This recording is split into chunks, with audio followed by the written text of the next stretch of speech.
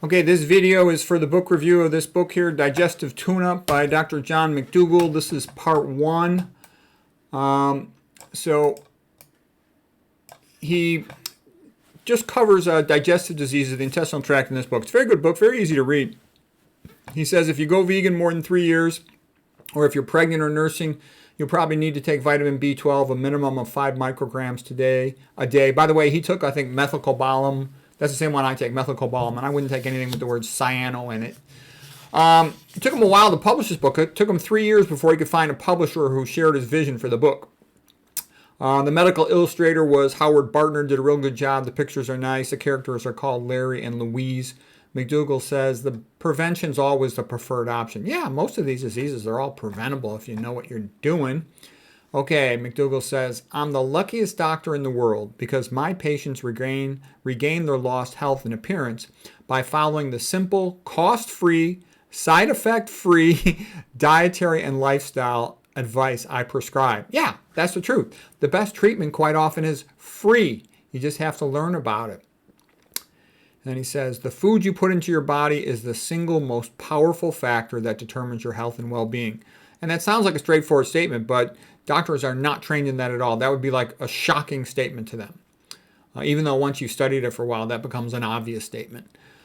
Okay, Mcdougall says, I will tell you my story, how I was transformed from a chronically ill young man to a person who could be considered the picture of health at 59 years of age. So here he is right when he's about 59 years old. He was a pretty robust guy, okay? I know he had a stroke. I know he had a little bit of residual left-sided weakness. But he was windsurfing on a routine basis. He talks about going on mountain hikes with his grandson in his backpack, okay, carrying him around on a mountain hike. This is not some spinal cord patient or some, extended rehab patient, okay? This is a guy who was the best doctor in the world, and he had a lot of energy, and he traveled around the world leading groups on vacations, to places like Peru and Costa Rica and stuff. He continues, through dietary change, patients have experienced lower blood pressure, a relief from headaches, arthritis, pain, and even in many cases, complete healing of diseases like type 2 diabetes, obesity, rheumatoid arthritis, heart disease, actually reversing the atherosclerosis without medication. And then here I'm just going to add a little bit of drama to this. There's only 2 plots in literature. The hero takes a journey or a stranger comes to town. It's anonymous who said that quote. There's a couple different potential authors of that one. The hero suffers a catastrophic defeat. So in his life, he went from young, happy teenager to catastrophic defeat. He was smoking cigarettes and eating tons of junk food, and he had a stroke at 18 years of age. Okay, it was a pretty significant stroke. He had left lower extremity and left upper extremity paralysis. Okay, he was hemiplegic. And he continued to get fat. He didn't initially figure out nutrition. He was 22 years of age. By 22 years of age, he was his fattest ever for him, 228 pounds. He's kind of tall. He's 6 feet tall. So he's not that fat for 6 feet tall. One point I'd like to make is, he was born in 1947. The time when he had a stroke was about 1965. Okay, 1964, 1965. So back in those days, they didn't even have CAT scanners. Okay, the first CAT scanners were funded in part by the Beatles. The name of their funding company was EMI, Electrical Musical Instruments. Sir Geoffrey Hounsfield, the English physicist, helped develop it. The units of density are called Hounsfield units to this day. So the point I'm saying is they couldn't even do a CAT scan on him. MRI had not been invented yet. Okay, so when, I hear people saying, well, he had a lacunar infarct. Okay, maybe he got a CAT scan later, but I can also tell you most of the time when CAT scans are interpreted by non-neuroradiologists, they'll often call normal variants like a perivascular space of Virchow-Robin in the basal ganglia. They'll often call that a lacunar infarct. So I'm not even sure he really had a lacunar infarct unless somebody can show me the films, or at least the report of the films. Okay, so anyways, that's where that's at. So we're going to continue a little bit with this metaphor of the hero's journey. Here he is as a young man. This is when he found Mary. They're very happy. Did his med school locally, and then he decided that he's going to go to Hawaii to do an internship. So he's working on the sugar plantation, and he sees all these manual laborer guys, and they're real fit. They're skinny, they're energetic, they're cranking out the work, and the Filipino guys would retire at 65 years of age.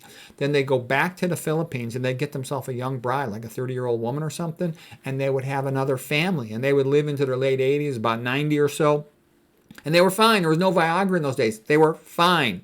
Okay, and he noticed these guys in the plantation eating old-fashioned plant diets, as well as the grandparents when he'd see these extended families. A lot of Asian families there, Japanese, Chinese, Filipinos, in Hawaii.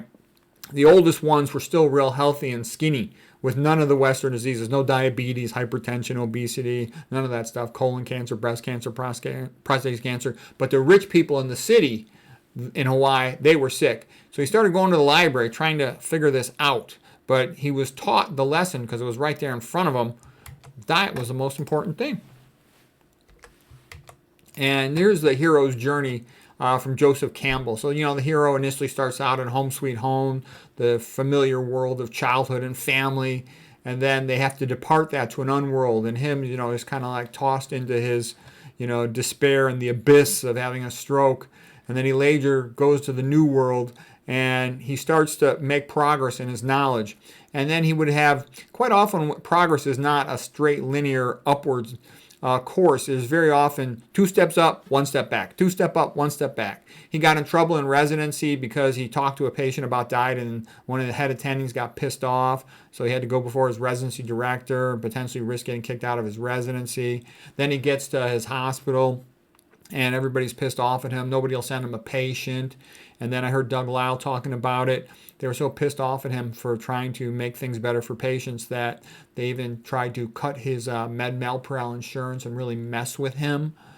So he had to pay his own med-mal-pal insurance for a while, and he was having a hard time with that. So what I'm trying to say, nobody would send him a patient. So it's not like it's all, hugs and kisses for guys. The genius innovators who try to make things better for everybody, the big establishment hates their guts. They hate them because they're going to change things. Imagine that you are the big establishment. You're making millions of dollars, billions of dollars. Do you want some little punk doctor from Podunk trying to change the rules, trying to help the pros, the useless eaters so that you can't make your money? No, you're going to be pissed off, okay?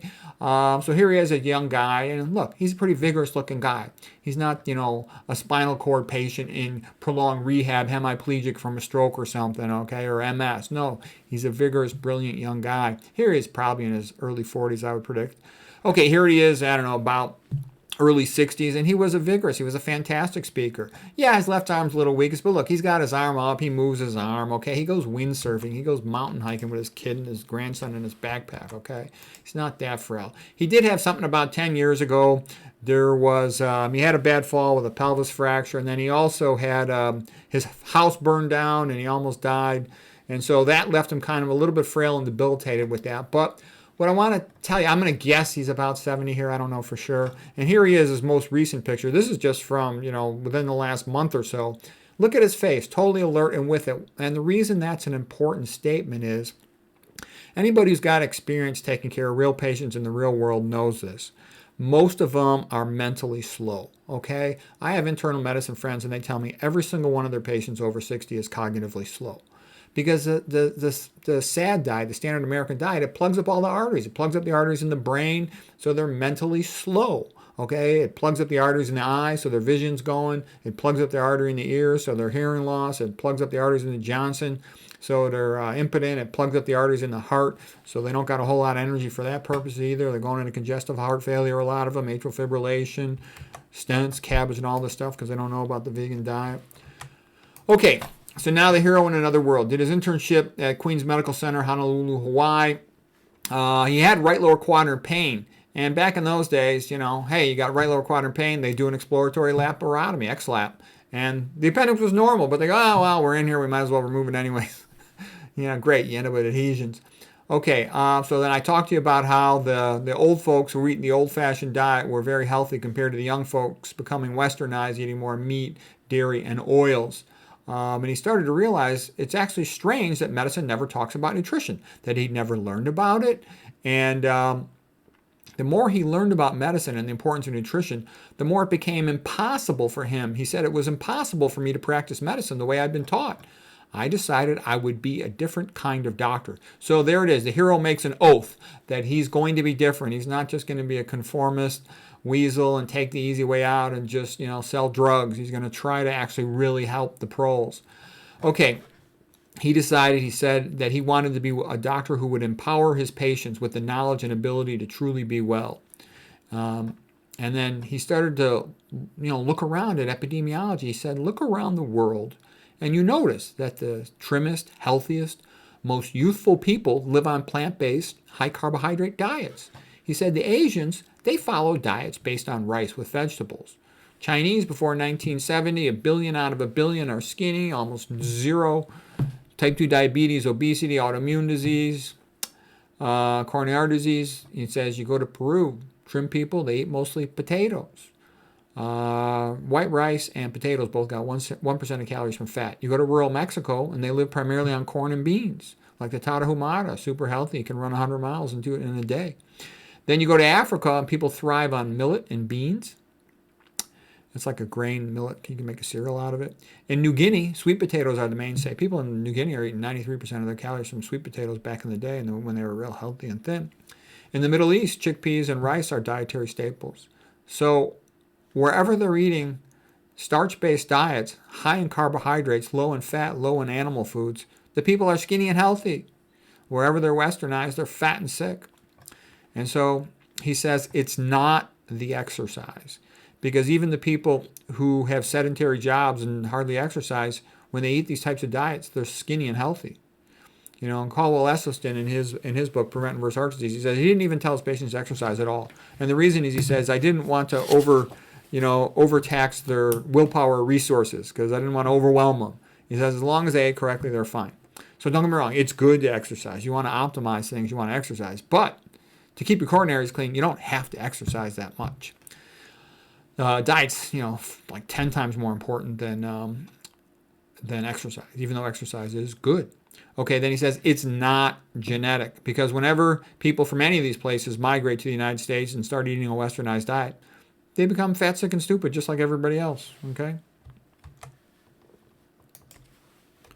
Okay, that's it for part 1 of Digestive Tune-Up book review.